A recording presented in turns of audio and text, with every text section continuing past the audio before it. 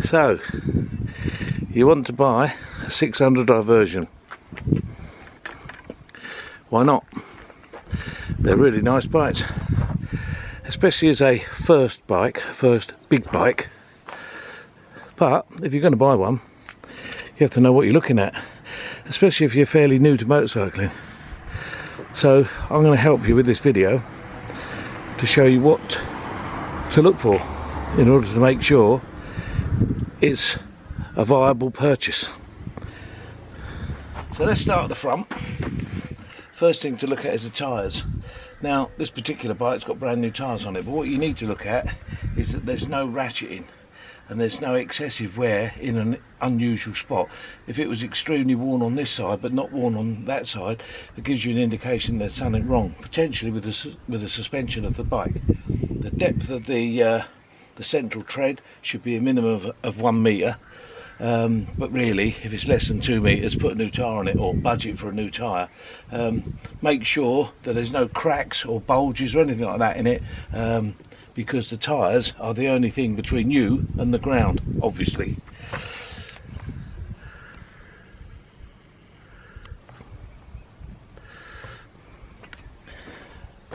The next thing to look at is the brakes. Now it's fairly simple to look at brakes. What you do is you look at the thickness. Now obviously you're not going to measure it in micrometer if you've gone to look at a bike. You're not going to take a micrometer with you, but what you need to do is just to look to see if there's a ridge there. If there's any kind of ridge, if your fingernail can pop the ridge, then it's highly likely that it's below the requirements. This particular bike, as you can see, there's no ridge at all on that disc. These discs are well within the service limit. Also, you've got to make sure that there's no movement. These bobbins allow the disc to move slightly, but it shouldn't allow it to slop all over the place on this particular bike. Calipers. Now look for the condition of the calipers. They're sliding calipers, so they must slide. You're not going to be able to feel whether they slide or not, but if they look really grungy, then the chances are that they're not sliding that well. They should be clean. They should have their little rubbers on. And the pads, you should be able to see the pads should have sufficient distance between them. Bearing in mind that that distance between the pads minus the thickness of the disc is how much pad you've got. So if it's very, very close to the thickness of the disc, the distance between the pads, then the pads themselves are probably worn out. You can have a look down the side to see them. It's quite difficult to see them, but that's the best way of finding out, is looking at the distance between the two pads there. Look at the condition of the hoses to make sure they're not cracked or being held in a way where they're actually going to be damaged. Look around, no leaks, nothing down here, nothing leaking off, grease or anything like that. It shows you that they're in good condition. Look at both calipers. There's another check in a minute that I'm going to tell you about with brakes. Brakes are so important, it's unbelievable. You'd be amazed how many people don't look after their brakes.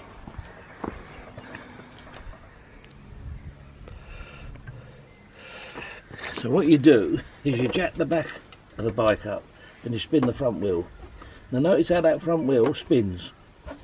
There's no dragging, there's no binding. If the wheel does that and stops immediately as soon as you let go of it, it means that the brakes are binding, and then the brakes need rebuilding. It takes a second to do that, and it tells you so much about the condition of the brakes. Another thing about the brakes is the master cylinder. Now when you look at the master cylinder, look at where the brake lever goes to during application. It should be the same place each time. If it goes to the handlebar, then it's hard, there's a problem. If it goes to the handlebar every time, there's a problem. It should come back easily, smoothly. It should feel smooth. There shouldn't be any leaks, especially around here. Look here. If there's any leaks there, there's an issue with it. And look at the level of the fluid. Nice, easy operation. Whilst we're here, look at the throttle. The throttle should come back. When you let go, it should come back. If it sticks, it's dangerous. Plus also, there should be a little bit of movement like that before the throttle actually physically acts. That's so that the throttle isn't being pulled when your hand's off. Easy to do, but just a very important thing to look at. Whilst we're on the handlebar, clutch. With the engine running and the clutch in, put it into gear, the clutch should bite about halfway, about there. If it bites towards the end, then that means that the clutch itself is wearing out and isn't far from being worn out. So halfway should be normal. Right at the end, no, you don't want that. Another thing with the diversion, whilst you're talking about the clutch, is the clutch, which is in there, can make a noise where there's a pin that drives a gear on the back of the clutch. It's not dangerous, but it's bloody annoying, and you have to remove the clutch to replace the pin for a larger size one so it doesn't rattle.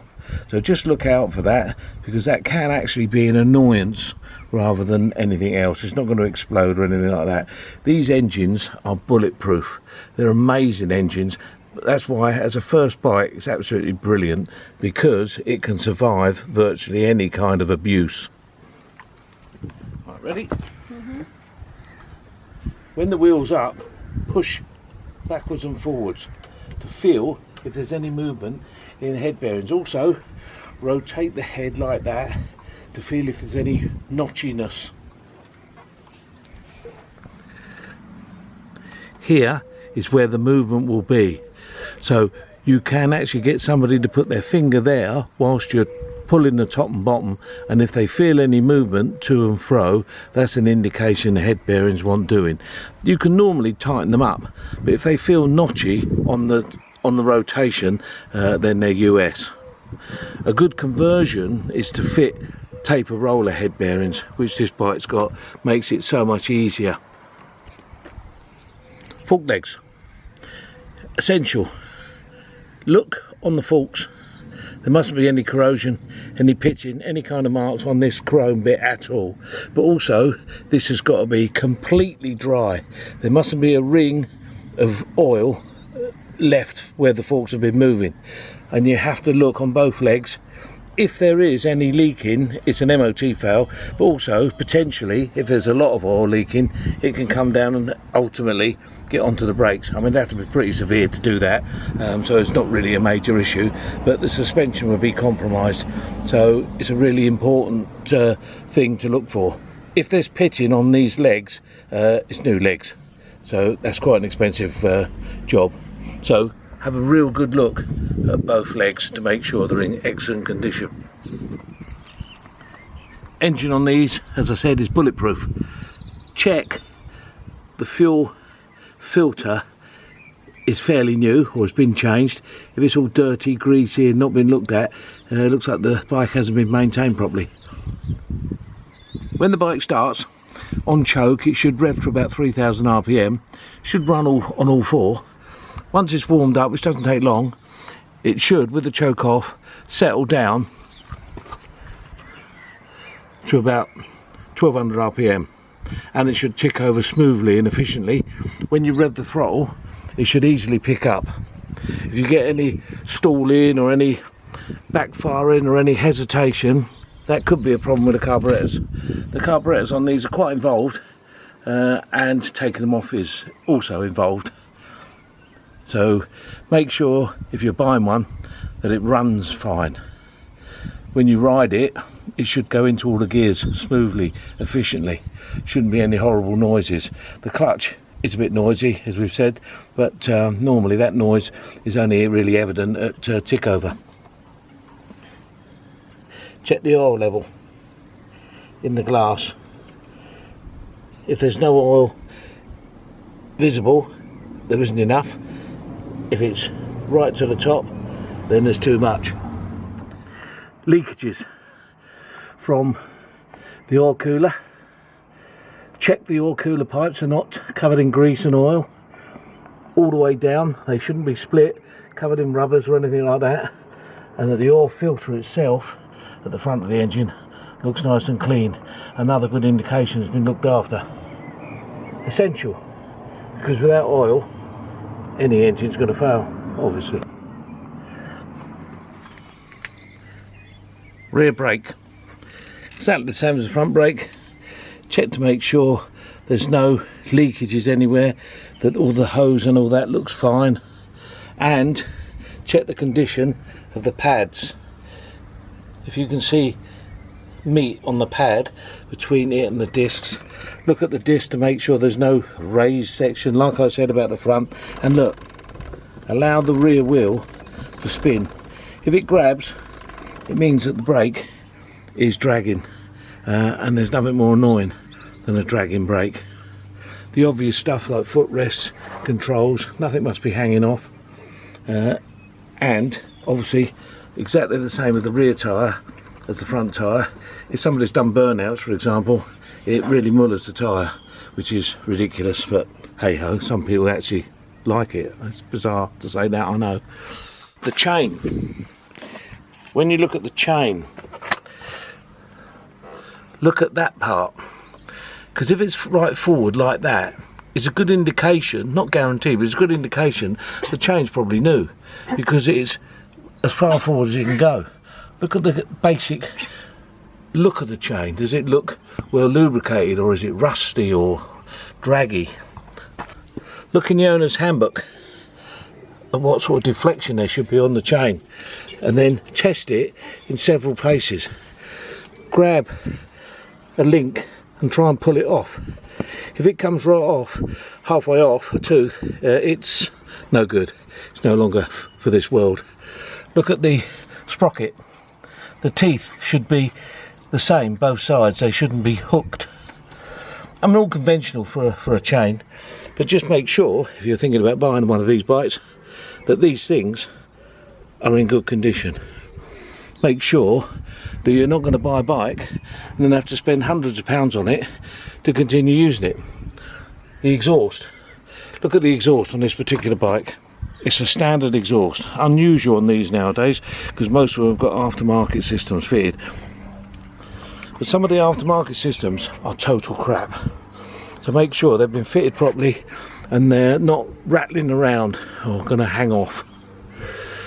So essentially, rear suspension, make sure when off the stand, push back on the suspension like that, notice how it doesn't bounce.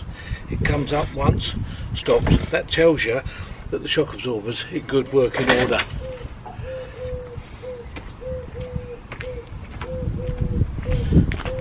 Also, with it on the stand, get hold of the wheel and try and rock it to and fro, both front and rear.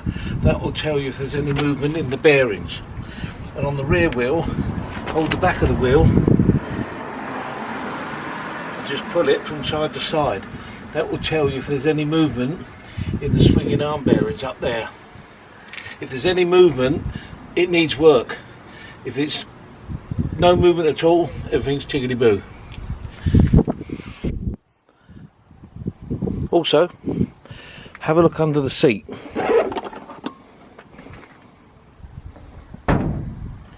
The battery must have this cover on. This cover is a safety feature, so if anything leans against the battery terminals, it's not going to short out. Quite a few bikes don't have this, but if you buy one, it's not the end of the deal, but if you do buy one that hasn't got it, see if you can get one off of eBay or something like that. They're only a few quid, because they're a really vital accessory. Okay, just make sure everything else is in good condition, no loose wires, bits hanging off. The toolkit lives here.